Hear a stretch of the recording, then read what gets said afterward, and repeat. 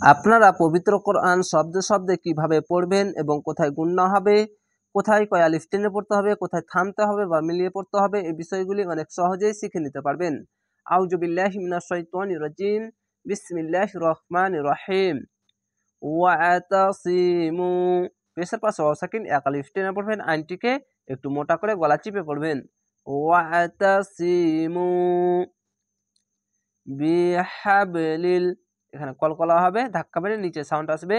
বিহাবলিল লাহি, খাড়া জবর এক আলিফ টেনে পড়বেন এবং আল্লাহ লেখা থাকলে ডান পাশের অক্ষরটি নিচে থাকলে পাতলা করা হবে লাহি, ওপরে যদি আসে তাহলে লহি, নিচে থাকলে পাতলা করা হবে, ওপরে যে কোনো জিনিস থাকলেই মোটা করা হবে, নিচে যে কোনো জিনিস থাকলে পাতলা করা হবে, এই বিষয়টি খেয়াল রাখবেন।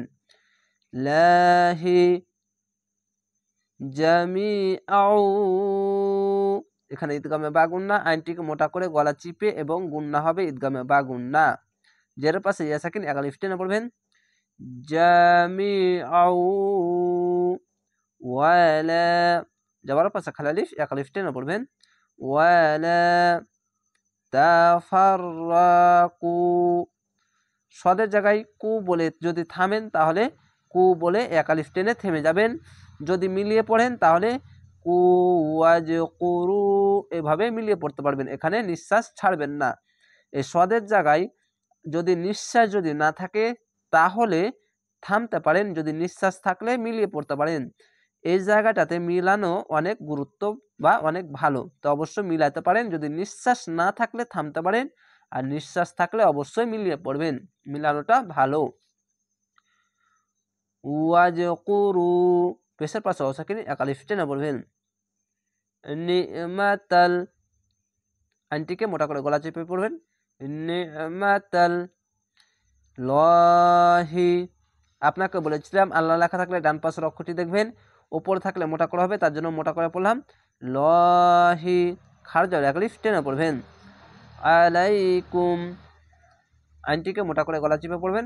আলাইকুম, এই কথাটা বারবার কেন বলছি, কেননা আলিফের মতন উচ্চারণ অনেক সবাই করে নাই, তার জন্য আমি প্রত্যেক শব্দে এই কথাটা বলছি। আইনটিকে এরকম হবে, আলাইকুম। আলাইকুম আ যদি বলেন তাহলে আলিফের মতো উচ্চারণ হয়ে যায়, তার জন্য আলাইকুম মোটা করে গলা চিপে পড়বেন। ইজ কুনতুম, এখানে ইকফা গুনা বাংলা অনেস্কের মতো। ইজ কুনতুম আদা, এখানে মোটা চিহ্ন মাদ্দে লাজিম 4 আলিফ টেনে পড়বেন। হামজা এবং আইনকে আইনটিকে মোটা করে পড়বেন এবং আলিফকে হামজা কেন পড়ছি এটি বিষয় আগে খেয়াল রাখেন। আলিফের ওপর নিচে যে যাবার পেশ বা যে কোনো জিনিস আসলেই আলিফকে হামজা পড়তে হয়। হামজা আইন যাবার আ, এই শব্দটিকে আইনকে মোটা করে পড়ছি। আদা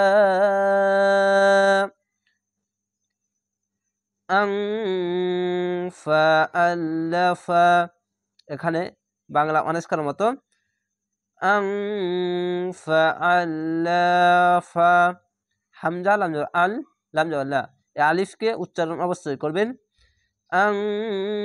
ফাআল্লাফা, এই বিষয়টি গুরুত্ব দিয়ে দেখবেন, কেননা আলিফটিকে অনেক সবাই ছেড়ে দেয়, এই ফা এবং লামের সঙ্গে মিলিয়ে পড়ে নাই, তো অবশ্যই আলিফকে উচ্চারণ করবেন। বাইনা বাইনা কুলুবিকুম, কুলুবিকুম, পেশের পাশে অসাকিন এক আলিফ টেনে পড়বেন।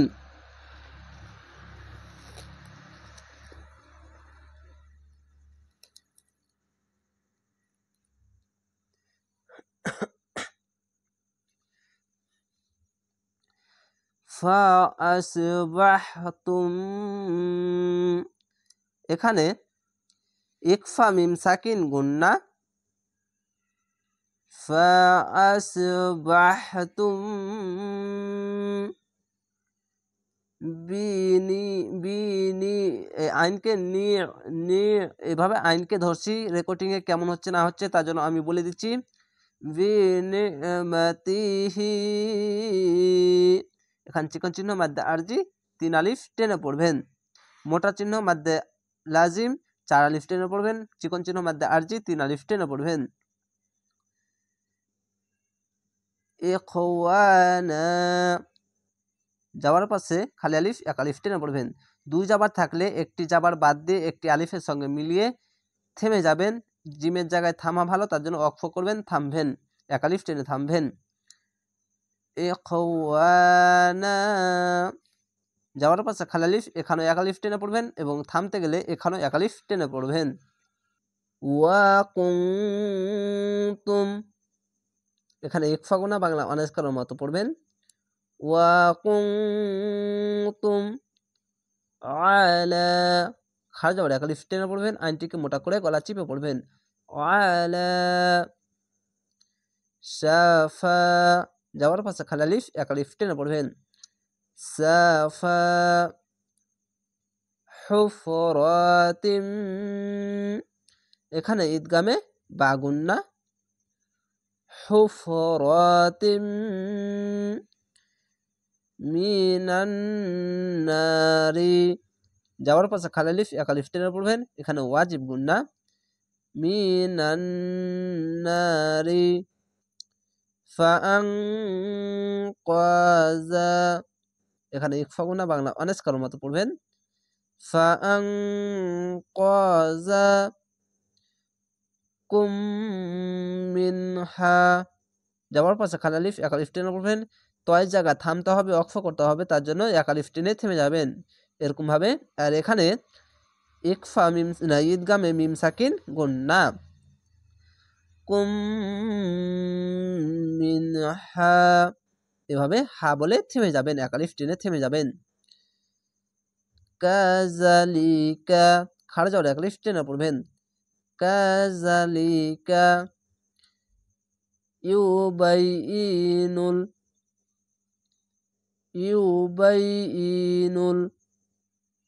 লাহু খাড়া যাওয়ার 1 আলিফ টেনে পড়বেন। আল্লাহ লেখা থাকলে ডান পাশের অক্ষরটি দেখবেন ওপরে যে কোনো জিনিস পেশ যাবার যে কোনো জিনিস আসলেই আল্লাহ লেখাটি মোটা করা হবে। লাহু লাকুম লাকুম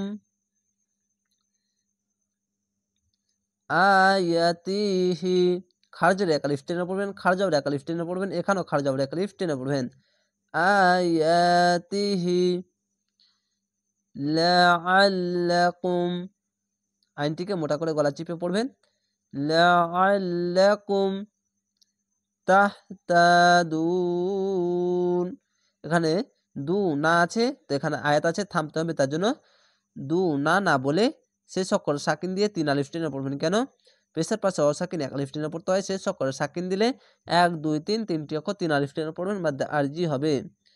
তাহতাদুনা হচ্ছে তাহতাদুন এভাবে আপনারা থেমে যাবেন, ওয়াকফ করবেন আয়াতের জায়গা। আশা করি আপনারা এই শব্দে শব্দে পবিত্র কোরআন শেখার জন্য অবশ্যই চ্যানেলটিকে সাবস্ক্রাইব করে রাখবেন। বানান করে একটি ক্লাস পাবেন এবং শব্দে শব্দে রিডিং পড়ার একটি ক্লাস পাবেন। তাহলে ভালো থাকেন, সুস্থ থাকেন। আসসালামু আলাইকুম।